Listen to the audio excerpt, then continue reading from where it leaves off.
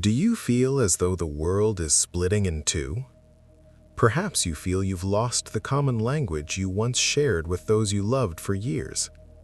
This book is the story of a great shift, a transformation leading some toward light and intuition while leaving others entangled in the sticky webs of old habits and the matrix. We stand on the brink of a silent confrontation. In these pages, you will learn how to pass through those not yet ready for awakening without fighting, and how to protect the luminous bud of your soul from the storms of stubbornness. Peace is your right, and this book is the key to its gate. The Invisible Chasm, a guide for the awakened to navigate the left behind. Author, Vahid Zakavati. Copyright, VMZ Production. Chapter 1. Awakening and Density. Why has the distance grown so suddenly? Let us face a startling and perhaps uncomfortable truth. You are no longer the person you used to be, and that is exactly what causes a silent, vibrating fear in those around you. We are living in a time of an unprecedented global sifting. In recent years, a massive wave of high-frequency consciousness energy has entered Earth's atmosphere, acting like a cosmic sieve. This phenomenon is not just a spiritual theory, it is a physical and energetic reality that is dividing humanity into two distinct evolutionary paths. On one side, we have those whose heart receptors have been activated, individuals like you who are ascending toward the fifth dimension. On the other side are those clinging with desperate intensity to the decaying structures of the third dimension, often referred to as the matrix. This distance you feel between yourself and your old friends, or even your family, is not a simple difference of opinion or a change in political taste. It is a massive, structural and vibrational chasm. Have you noticed that lately, simply being in the same room as certain people feels like a heavy weight pressing against your chest? Or that a conversation about mundane things, celebrities, complaints about the weather, or gossip now feels like drinking sand? This is because your energy body has become lighter and more refined, less dense, while those who refuse to wake up are becoming increasingly dense and heavy. You are experiencing what spiritual masters call the thinning of the veils. Your intuition has sharpened to a razor's edge. You can detect a lie before it is even fully spoken. You see the hidden motives behind people's actions and the shallow nature of the systems around you. You hear the call of the great shift. But the second group, the left behind, are effectively deaf to this frequency. To them, your transformation is not enlightenment, it is a threat. It is strange, illogical, and terrifying. They see you moving toward the light, and because they are tethered to the darkness of the old world, your movement creates a tension on the string that connects you. They try to pull you back, not necessarily out of malice, but out of a deep-seated, subconscious fear of being left alone in the dark. They see you flying, but because they have forgotten they have wings, they believe you are falling or going insane. This tension is the root of the stubbornness you encounter daily. Their refusal to listen is a desperate scream of the ego trying to maintain its grip on a reality that is literally evaporating. When they mock your new age ideas or your peace of mind, they are trying to lower your vibration back to their level so they can feel comfortable again. Understanding this is your first step toward true peace. You must realize that this separation is a natural, biological, and spiritual part of Earth's evolution. Not everyone is destined to awaken at the same speed, and some have chosen, at a soul level, to remain behind and finish their lessons in the hard school of the third dimension. When you see someone reacting with aggression, shouting, or an ironclad refusal to see the truth, stop your anger. Instead, look at them as you would a traveler who is struggling to move because they refuse to put down their heavy, leaden suitcases. You have become light. They are still carrying the weight of centuries of trauma, fear, and material attachment. The problem arises when we, the awakened, try to force the left behind to see what we see. We try to drag them up the mountain with us. But the law of vibration is absolute. If you try to pull someone up who is not ready, their weight will eventually pull you down. If they try to hold on to you while you ascend, the cord will eventually snap, and the snap causes pain for both sides. This era is the era of the great sorting.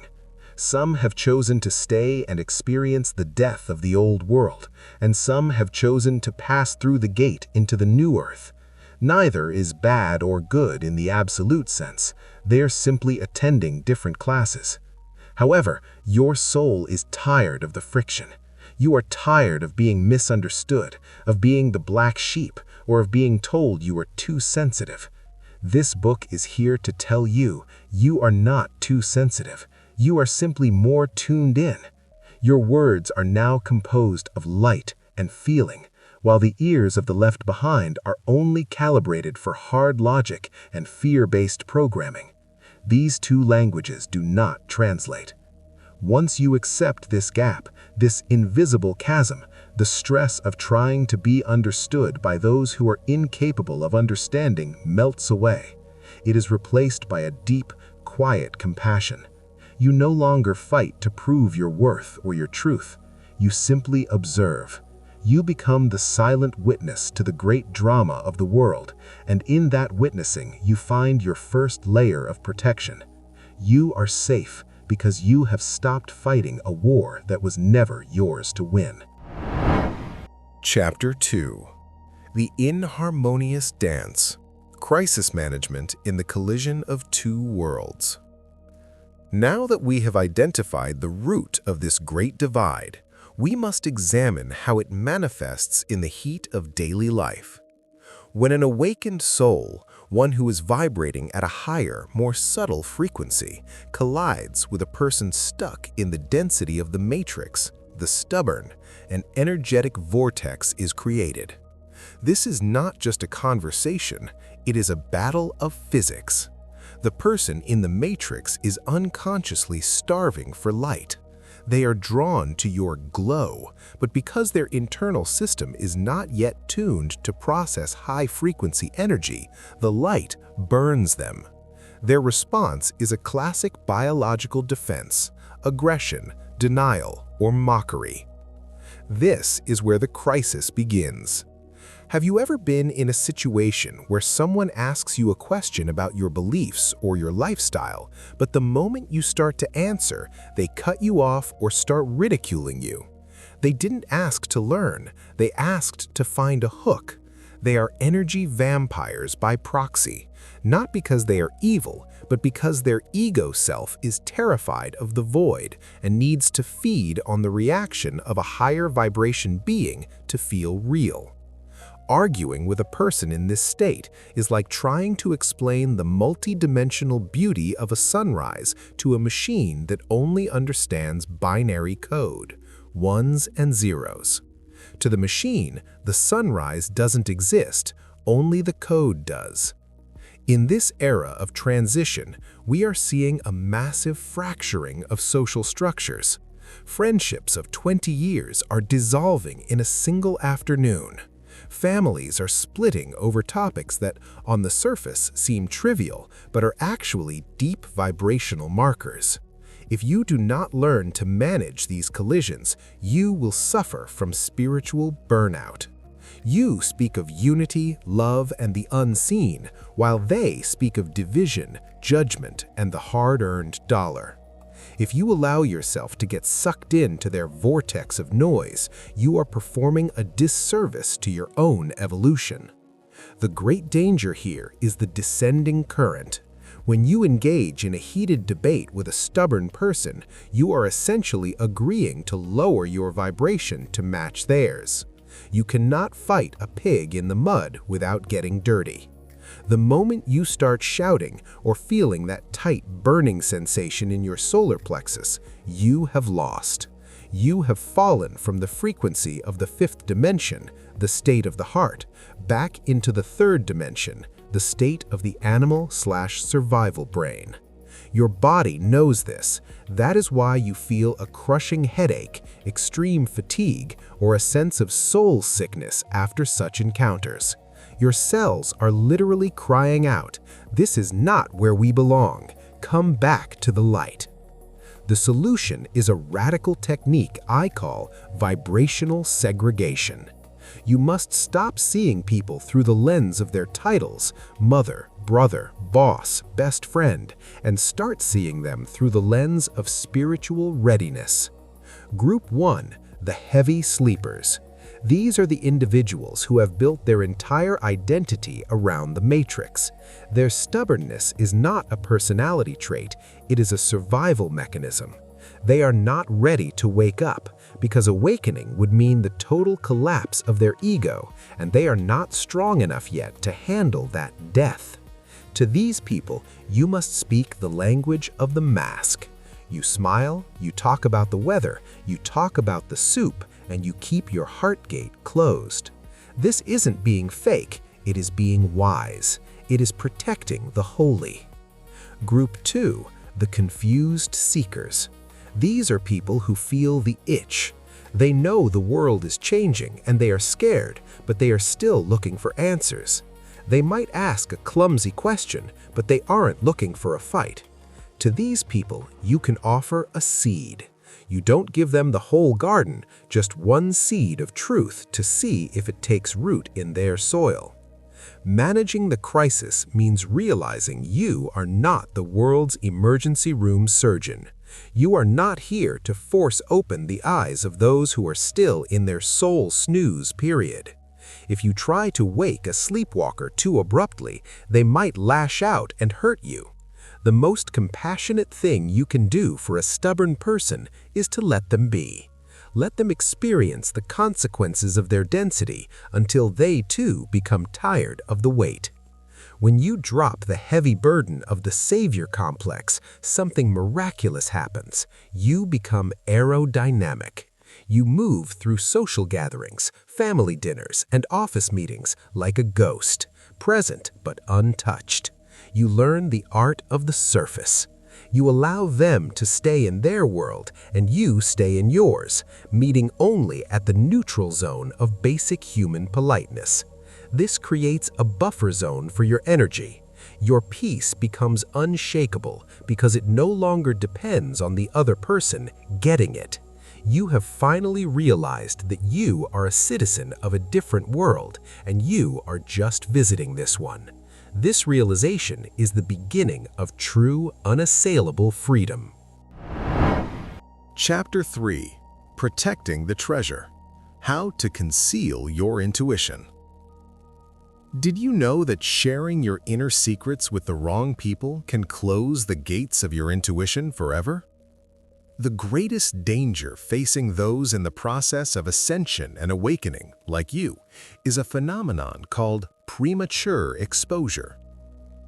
Your intuition, your newly formed heart connections, and your spiritual insights are like very fresh, delicate buds that have emerged in the heart of winter.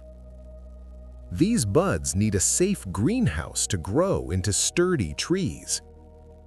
If you expose these tender buds to the storm of judgment, mockery, and the dry logic of those left behind, they will be crushed under their feet. In this vital section, we learn how to draw an invisible sheath of power around our consciousness. People still entangled in material logic possess a very heavy and dense energy.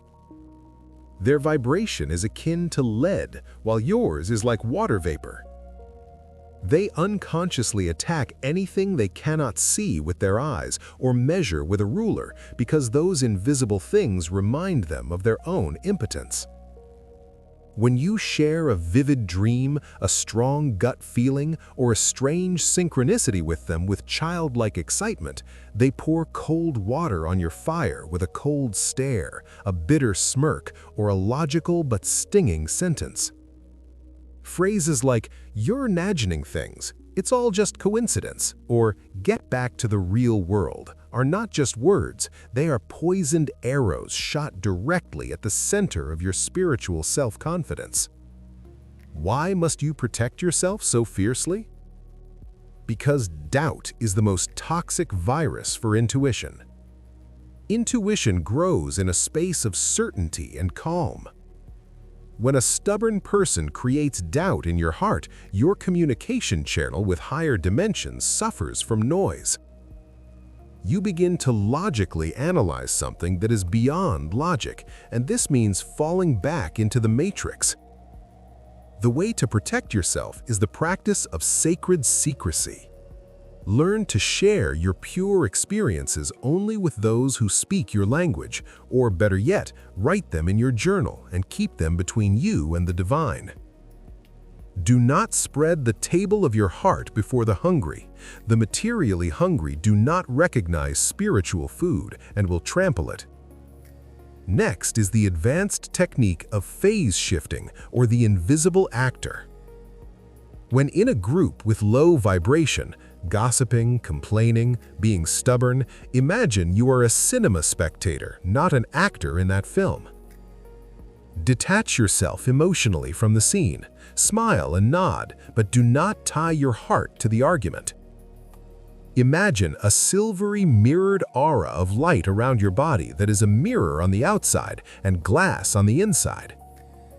This aura allows sounds to enter, but reflects the negative energy and hooks. In this era, you are like someone carrying a large diamond, consciousness, through alleys full of bandits, energy vampires.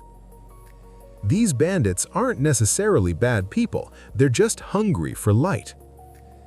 If you show your diamond, they attack. If you hide it under the cloak of silence and being ordinary, you pass through safely. Pretending to be normal is one of the greatest spiritual skills. Outwardly, eat, work, and talk like everyone else, but inwardly, stay connected to the infinite source. When you learn not to cast your pearls before everyone, you will find your inner power growing day by day. Your intuition becomes clearer because it is no longer polluted by the noise of others' judgment. You become a silent lighthouse. You don't shout your light, you simply light the way with your calm presence. This security, this spiritual privacy is the greatest gift you can give yourself. Chapter 4. The Art of Intelligent Surrender. The Magic of You Are Right. We have reached the peak of our defensive and psychological strategy, the stage where we learn how to win every battle without drawing a sword and how to protect ourselves from the destructive nature of stubborn individuals. You might think power lies in shouting and proving a point, but in higher dimensions, power lies in softness and flexibility. Our weapon at this stage is a short but miraculous sentence, "You are right," or "I see your point." But wait, do not misunderstand. This is not a cowardly surrender or an admission of defeat. It is a highly advanced psychological and spiritual technique that works like the martial art of Aikido, using the opponent's force to maintain your own balance. When someone stubbornly and fanatically insists on a wrong opinion, they are actually building a fortress around themselves to feel safe. They are expecting an attack. All their mental muscles are tense to fight you. When you disagree with them, they lay the bricks even firmer and draw energy from the conflict. But when you look into their eyes with calm and say, "Your perspective is interesting, perhaps you are right," you are essentially pulling the rug out from under them. What happens? They lose their balance. They were waiting for counterpressure to resist, Newton's third law. When there's no pressure from you, their stubbornness has nowhere to lean and collapses. You have disarmed them without even raising your voice. This method brings you a massive gain called vital energy conservation. Instead of spending hours raising your heart rate and burning brain cells to prove something they cannot see, you close the file with one sentence and keep your energy for yourself. By doing this, you have respected your own intelligence. You have recognized that this soil, the mind of the stubborn person, is not a place to plant the seed of truth. It is a salt flat, so you do not waste your precious seed. This is spiritual resource management. However, a warning. With the second group, seekers who truly want to know, the method is completely different. Here, speech should be according to capacity, like a compassionate gardener who gives a small sapling water drop by drop so its roots don't burn. If someone asks a sincere question, give a short, deep, and simple answer. If their eyes light up and ask again, say a bit more. But if they frown, get confused, or start to argue, immediately return to the first strategy, silence and external agreement, and cut the flow. In this era, you must be like water, fluid, soft, and flexible. Water never fights a rock. It bends its path and passes by it with grace. People left in the matrix are the fixed rocks in the riverbed. Trying to break them only leaves you foamy, tired, and agitated. Pass by them and think of the ocean. This flexibility is a sign of your soul's strength. Someone who is weak and has a large ego needs to be right all the time to feel worthy. But you who have connected to the source of truth have no need for external validation. What does it matter if a colleague thinks the earth is flat or crooked? The truth remains where it is, and you know it. That is enough. When you practice this art, you will see miracles in daily life. Family feuds end. Workplace tensions vanish. You become someone everyone feels calm around, even if they don't know why. You no longer react, you act. You choose not to sell your peace at any price. This intelligent silence creates a magnetic space around you that calms and tames even the most stubborn. Chapter 5. The End of Loneliness, Connecting to the Light Network. Perhaps the most frightening question circling in your mind is, if I am to be silent with most people and not speak my heart, won't I become lonely and isolated? The definitive answer from the universe is, physical loneliness might occur for a short time, but spiritual loneliness, never. Quite the opposite. When you exit the orbit of superficial relationships, futile arguments, and low frequencies, you finally become ready to connect to your true soul tribe. The law of attraction works with incredible speed and precision during this transition. Birds of a feather flock together. As soon as you stop the futile effort to please and awaken those left behind, a sacred empty space is created in your life. The law of vacuum states that as long as a glass is full of murky water, pure water cannot enter. This empty space will soon be filled by people who are awakened like you, see like you, and speak your language. You are joining an invisible but extremely powerful network of conscious humans. These individuals are scattered across the globe and are connected through the heart and frequency. They might not be your next-door neighbor or the colleague at the next desk, but you will feel their presence in your life. Talking to one of these people even for 5 minutes washes the fatigue of years of silence and pretending out of your body. These are people you don't need to explain yourself to. They read everything with a single look and finish your sentences. Furthermore, in your silence, a much more beautiful and guiding voice is heard. The voice of the inner guide and the connection to the source. When the noise of arguing with others is silenced, the divine and intuition is heard more clearly. You are guided. Ways open for you miraculously. Synchronicities increase. The book you need appears in your path. The person you need to see calls. It is as if an invisible hand is leading you through the crises. This is the reward of those who have migrated inward and given hope on the outside. So do not fear if some people step off the train of your life or if you are forced to change your carriage. They had to get off at their own vibrational station. Their staying would only make the train heavy and prevent you from reaching your destination. Let them go with love. Open the space for new passengers. Passengers who are true fellow travelers on the path of light. You are building a small, personal paradise amidst the chaos of the world. a safe haven where there is no stubbornness, no war to prove a belief, and no fear of judgment. In this sanctuary, you are the king and queen of your own world. You can look at others, the left behind, with love, pray for them from afar, but do not let their heavy, sticky energy enter the temple of your being.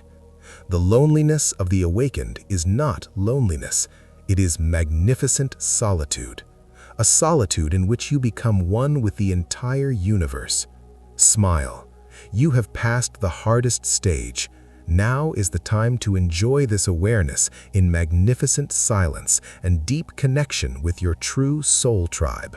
You have come home, and you will never be alone again. Conclusion. Ascension in Silence, the final roadmap summary.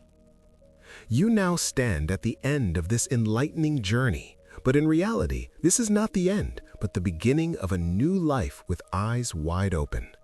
In this book, we have moved step by step from the darkness of wearying arguments towards the light of intelligent silence. Let us look back at the path we have traveled from the summit so that these teachings are etched into your subconscious and become a permanent part of your spiritual instinct. In Chapter 1, we performed an autopsy on the deep chasm that is formed in today's world. We understood why the world is split in two, a group ascending to the fifth dimension and intuitive awakening, and a group stuck in the matrix of fear and stubbornness.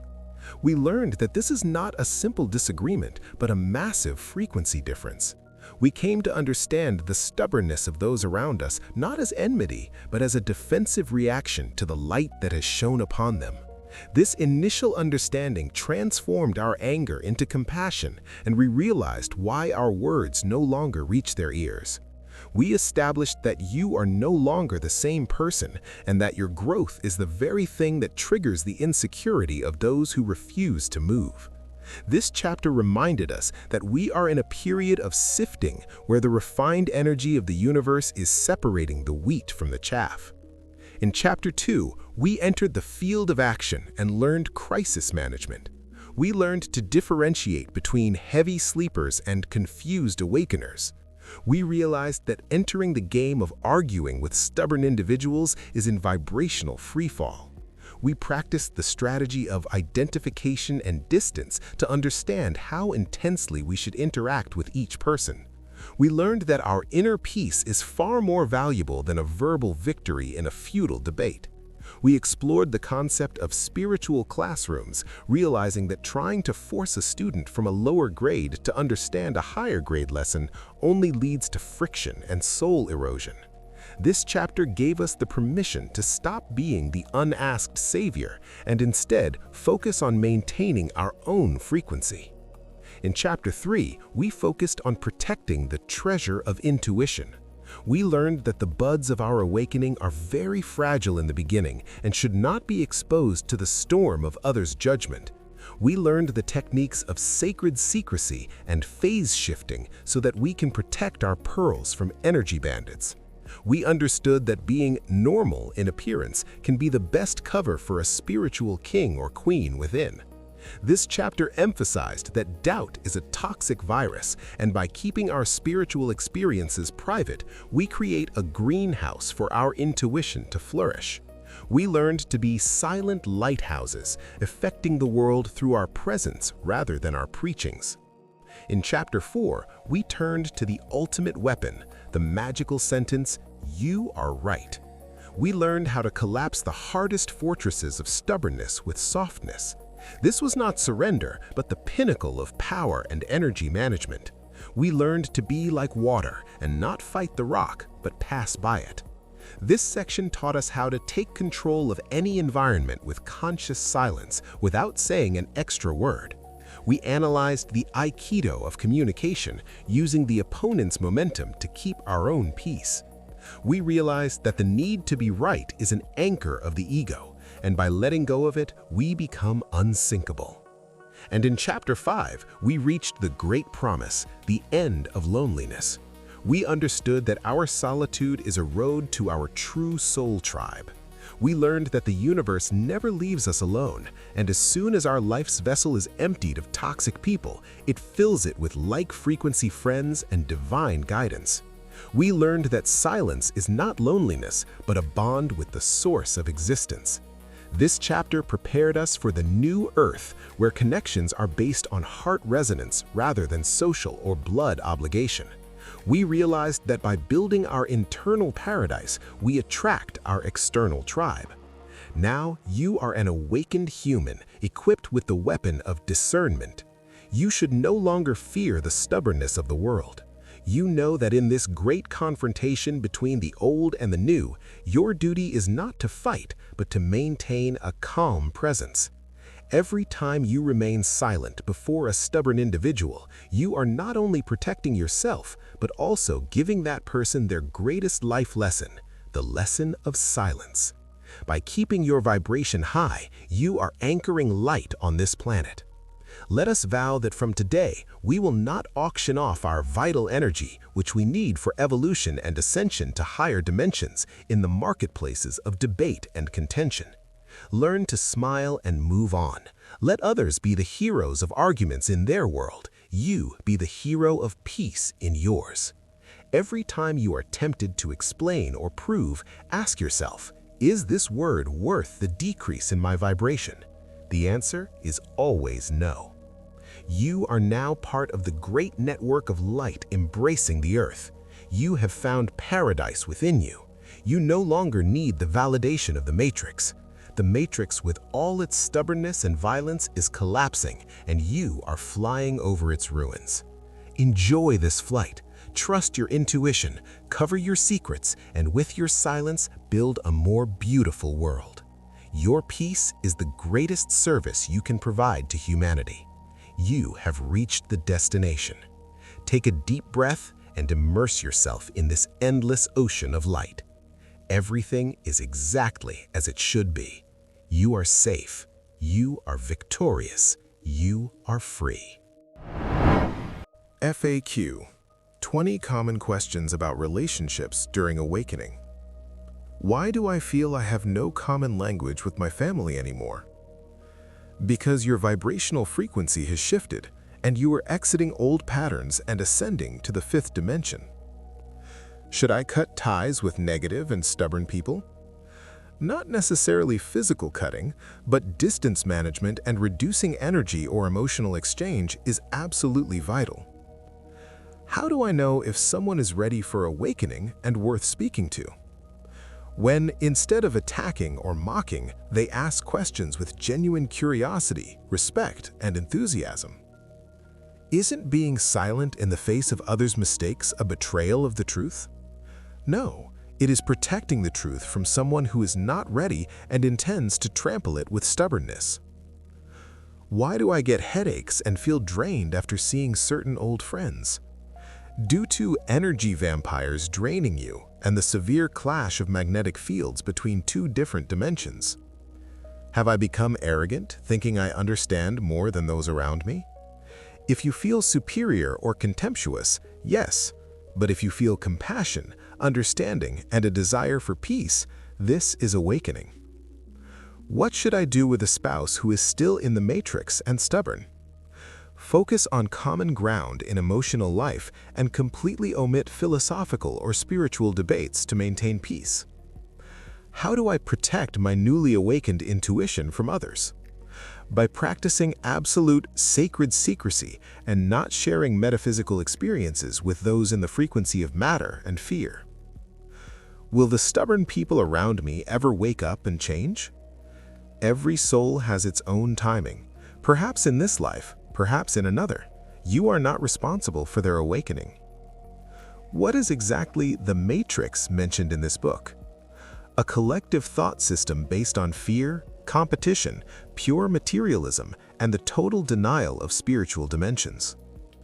How exactly does the phrase, "you are right," protect us?